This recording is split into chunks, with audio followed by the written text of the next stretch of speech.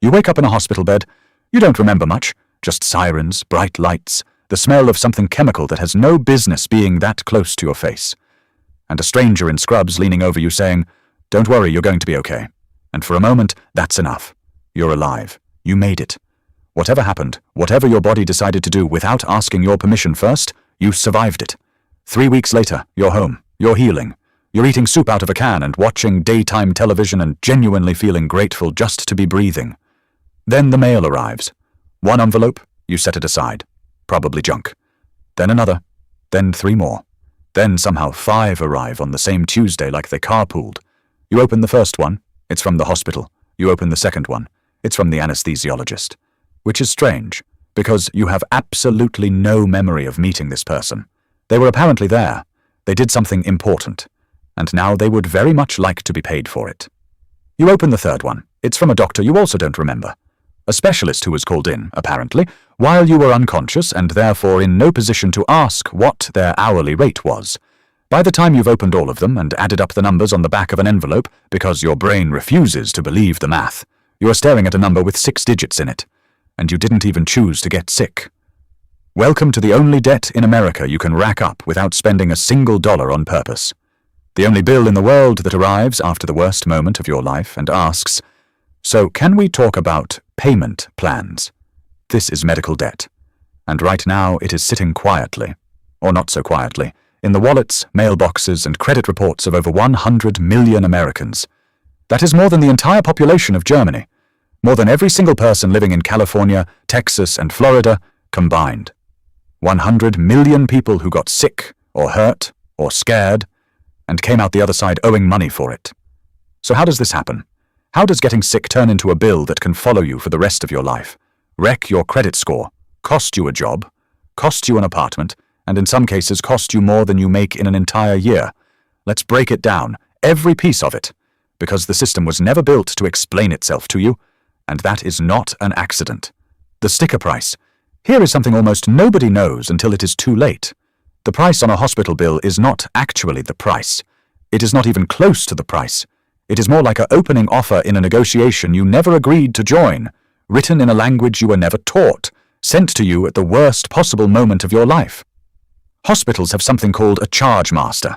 Think of it as a giant internal price menu, except instead of being printed on a laminated sheet at a diner, it lives in a database somewhere, updated by people whose entire job is to assign a dollar value to every single thing that happens inside a hospital.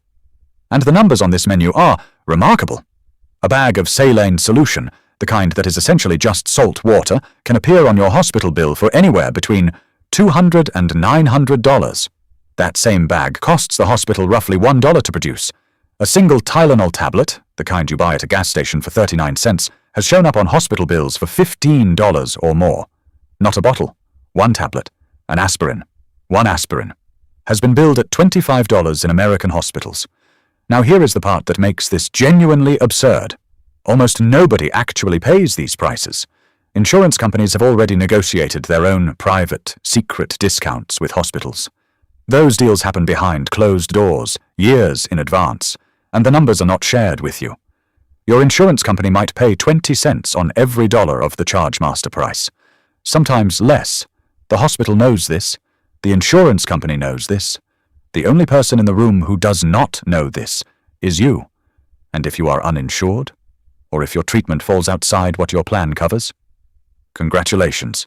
You are now the one person in the entire transaction who gets handed the full sticker price and asked to pay it with a straight face. It is like being the only customer at a car dealership who has to pay the number on the window sticker, while every single person around you quietly got 70% off and drove home happy. Except in this version of the car dealership, you arrived by ambulance, you were unconscious for the test drive, and nobody told you the price before they started. The chargemaster is not a price list. It is a ceiling that exists almost entirely to be negotiated down, for everyone except the people who can least afford it. Sickness. Let's talk about how medical debt actually starts, because it does not start the way most debt starts. When you take out a mortgage, you sat down with a person, signed 40 pages of documents, and made a deliberate choice to borrow money in exchange for a house. When you took on credit card debt, you swiped a card, consciously, for something you wanted. Even a car loan, you picked the car. You chose the color. You negotiated the monthly payment. You drove it off the lot feeling good about yourself. Medical debt does not work like that. Medical debt starts when your body makes a decision without consulting you. You don't shop around for an ambulance. Nobody lies in the back of one, bleeding, scrolling through reviews on their phone trying to find a hospital with good ratings and reasonable parking fees. Nobody in the middle of a heart attack asks the paramedic, "Actually, can you take me somewhere that's in my network?" Nobody having a stroke negotiates a rate. Nobody giving birth mid-contraction asks to see the itemized pricing before they agree to proceed. The entire premise of how we buy everything else in our lives, comparison shopping, informed consent, choosing the option that fits your budget, completely collapses the moment your body decides it has had enough and calls the situation an emergency. Roughly 2/3 of all medical debt starts from a single event: one surgery, one emergency room visit, one diagnosis that nobody saw coming on a Tuesday afternoon that felt completely normal until it wasn't. One day you are fine. The next day you are a line item on a spreadsheet inside a hospital billing department. And here is what makes that even harder to absorb. The people who end up with the most medical debt are not the people who went looking for expensive care. They are the people who had no choice about being there in the first place. The ones who didn't plan for it. The ones for whom the worst health moment of their life also turned out to be the worst financial moment of their life. Happening at the same time, while they were trying to recover. Insurance trap, okay. But surely, if you have health insurance, you are protected from all of this. Right? Sometimes. Sometimes insurance is exactly what it promises to be, and it does its job, and you come out the other side owing a manageable amount, and your life continues. And sometimes, the insurance card in your wallet is about as useful as a coupon for a restaurant that closed 2 years ago. Here is why. Most Americans with employer-provided health insurance are enrolled in what is called a high-deductible health plan, which sounds like a technical term, but what it actually means in plain language is this. Your insurance does not start paying for anything until you have already paid a significant amount yourself first. The average deductible in the United States right now is over $1,500 for an individual. Many plans set it at $3,000, $5,000, or even higher, which means that if you go to the hospital and your bill comes to $4,000, you are paying the first $1,500 to $5,000 of that entirely out of your own pocket, before your insurance contributes a single cent. You have been paying your monthly premium faithfully. Every paycheck. For years, possibly. And the moment you actually need the thing you have been paying for, there is a line you have to cross first, out of your own money, before the coverage kicks in. It is like paying for a gym membership every month for 3 years and then being told, "Great, but before you can use the treadmill, you need to pay a $2,000 access fee at the door, and then there is the out-of-pocket maximum." Which sounds like a protection, and it is, technically, but it can be set as high as $9,000 for an individual and $18,000 for a family. Per year, $9,000, before your insurance covers 100%. And that assumes every doctor, every specialist, every facility you used was in-network. If any one of them was not, and this happens constantly, including during emergencies where you had zero say in which doctors walked into your room, you are looking at out-of-network costs on top of everything else. Here is the number that should stop you cold. More than half of all cancer survivors in the United States end up with medical debt. More than half. These are people who had insurance, people who did everything right, people who followed the rules, and they came out of one of the most terrifying experiences a human being can go through, and then spent years paying for it. Because surviving cancer is expensive, and insurance, as good as it might be, was not built to cover the full cost of staying alive. Collections. Let's say your bill is $4,000. You do not have $4,000 sitting in an account earmarked for surprise hospitalizations, because almost nobody does. Studies show that nearly 60% of Americans could not cover an unexpected $400 expense without borrowing money or selling something. $400. So $4,000 is not just inconvenient, it is genuinely impossible for a large portion of the people receiving these bills. So you do what most people in this situation do. You set it aside. You tell yourself you will deal with it next month when things are better, and then next month arrives and things are not better, they are exactly the same, so you set it aside again. You put it under a pile of other mail. You do not open the reminder notices because not opening them feels better than opening them. And for a few weeks, this strategy feels like it might be working. It is not working. After 60 to 90 days of non-payment, the hospital or provider has a decision to make. And their decision is almost always the same one. They hand your account over to a collections agency. Sometimes it is the hospital's own collections department. Sometimes it is an outside agency, one with a soft, approachable name designed to make the experience feel like a casual conversation between two reasonable adults who just need to sort out a small administrative matter. It is not a casual conversation. It is a collections call. And once your debt is in collections, the rules of the game change significantly. Fees get added. Interest starts accumulating. The original $4,000 bill is no longer $4,000. It is $4,000 plus whatever the collections process has attached to it since you last looked. And while all of this is happening, life is still happening too. Maybe you missed weeks of work during your hospital stay and your sick pay ran out. Maybe your recovery changed what you were physically able to do and your hours got cut. Maybe you went back to work, but you are not at full capacity yet, and the paycheck that used to cover surprises like this is simply not what it was. This is how one single hospitalization, one bad day that your body decided to have, can spiral into a debt equal to 6 months of your salary. Or a full year. Or more. Not because you were irresponsible, not because you spent beyond your means, but because the most expensive thing that ever happened to you was something that happened to you. Credit scores, now. Here is where a health problem officially becomes a financial problem that follows you around like an uninvited houseguest who refuses to leave. One unpaid medical bill sitting in collections can drop your credit score by 50 to 100 points. Overnight. To put that in real terms, if you had a good credit score of 700, one medical collection account can push you into the 600s. And the difference between those two numbers is not just a smaller number. It is a higher interest rate on your car loan. It is a mortgage application that gets denied. It is a credit card with a lower limit and a higher APR. It is money, real, actual money, leaving your pocket every month because a hospital bill from 2 years ago is still sitting on your credit report. And it does not stop at interest rates. About a quarter of people with medical debt report being denied housing or being required to pay a significantly larger security deposit because a landlord ran a credit check and saw a collections account sitting there. A landlord looked at your credit report and saw a hospital bill, a bill that existed because your body malfunctioned without your permission, and decided that made you a financial risk not worth taking.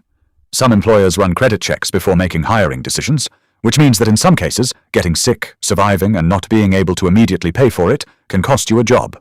Your credit score does not know the difference between a bill you refused to pay and a bill you had no possible way of paying. It does not have a category for, this person was unconscious when this charge was incurred. It does not separate reckless spending from cardiac event. It just sees a number, and it judges you on it. Bankruptcy.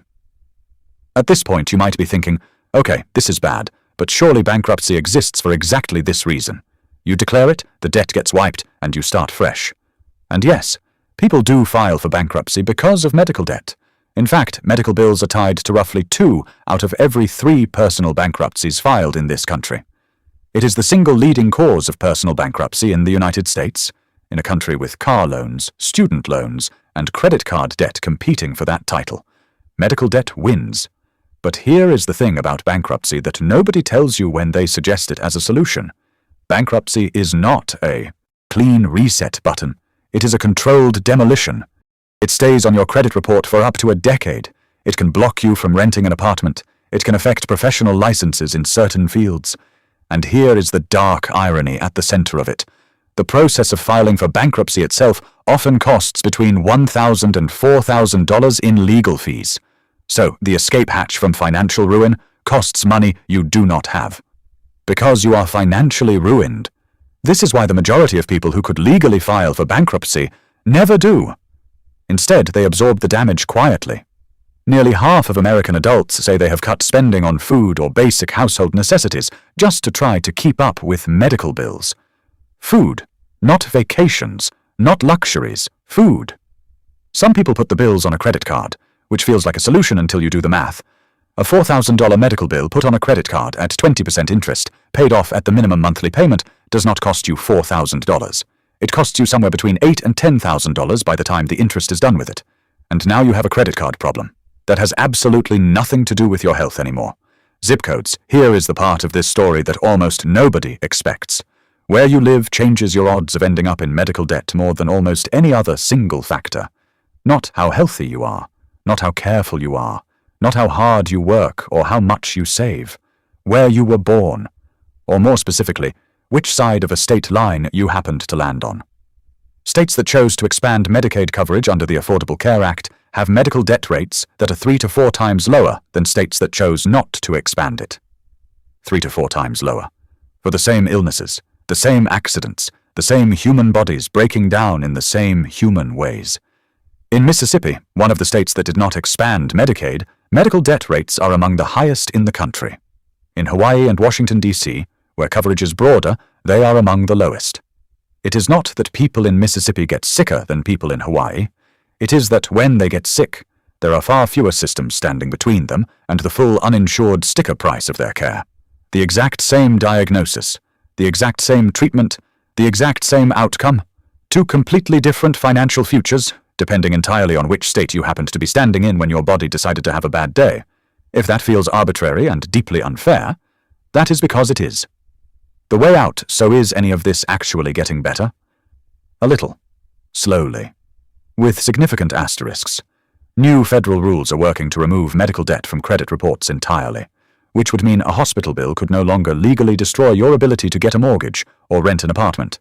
Several major credit bureaus have already stopped including most medical debt under $500 in credit calculations. The No Surprises Act, passed in 2022, has already reduced the classic nightmare scenario of receiving a massive out-of-network bill from a doctor you never chose and never even met while you were unconscious. Some states have passed laws capping medical debt interest rates. Others have expanded charity care requirements for hospitals. These are real changes. They matter to real people. But the deeper problem, the actual cost of healthcare rising faster than wages, has not moved. Healthcare costs in the United States climb roughly 5% every year. Wages grow at roughly half that pace. That gap has been widening for decades, and until it closes, or until the structure of how Americans pay for care fundamentally changes, the system will keep producing the same outcomes it always has. 100 million people with medical debt, 2/3 of bankruptcies tied to health bills, cancer survivors still paying off treatment years after they were declared healthy. So what can you actually do, Zar, right now, if this happens to you? You can negotiate a hospital bill. Hospitals do this regularly, and most billing departments have flexibility they will not volunteer unless you ask. You can request an itemized statement, a line-by-line breakdown of every charge, and audit it for errors. Studies suggest that up to 80% of medical bills contain at least one mistake. Some of those mistakes are small, some are significant. You can apply for charity care. Most non-profit hospitals, which is the majority of hospitals in the United States, are legally required to offer financial assistance programs to qualifying patients. They are not required to advertise this. Many actively don't, but the program exists and you are allowed to ask for it.